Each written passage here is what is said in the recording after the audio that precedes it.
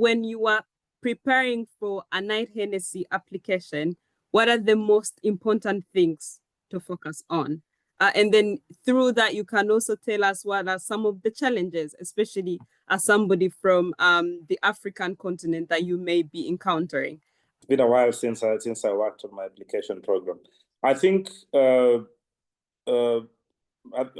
advice might be different from the rest of the panelists. I think students, especially students from Africa, need to focus on getting accepted into the program and less on the scholarship. Because I think the reality, and I think one deterrent that stops people from applying to schools in the US, many people look at the sticker price. I remember when I was applying to the MBA, back then the average US MBA cost $250,000 versus maybe, I think it was $30,000 or $50,000 to go to Oxford in the UK. And so many people will look at that and say, let me just apply to Europe because it's cheaper.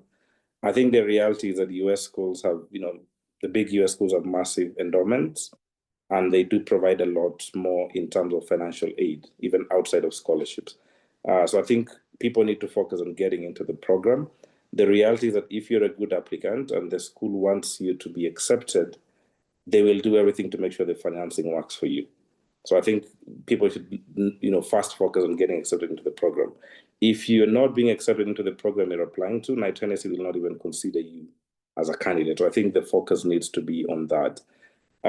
In terms of, and I think if you meet the requirements that your specific program is looking for, then you've probably ticked, 2 out of the 3 boxes of what Knight-Hennessy is looking for, right? So I think the initial focus has to be on that.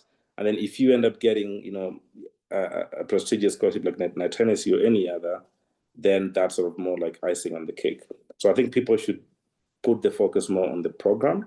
And then, different programs will have multiple scholarships. In my time, I think Stanford also had an Africa Fellowship Scholarship, which I applied to also and got accepted. So I think, and then also the school also does provide fellowships. So there are people who don't get a scholarship, but there's a pot of money that's shared across the class based on need.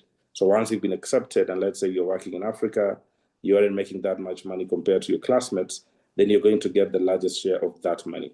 And there are many other ways, which I'm sure, Gilles and Gisela can speak about, being a teaching assistant while studying. There are many other ways to make the financing stack up. In terms of what to look for, I think, Knight-Hennessy Scholarship, like any prestigious scholarship, I think all I'd say is the program needs to be sure that if you become successful, that success will extend beyond you and your family to your community. I think that's the most important thing for them to believe. Nobody's going to pay, hundreds of thousands of dollars for you to go to school just so you can benefit yourself. So that when they look at your background and your experience and the things you want to do with your future career, they have to feel that this person has the potential to have a great impact on Rwanda or on Africa. I think that's something they must feel when they read your application.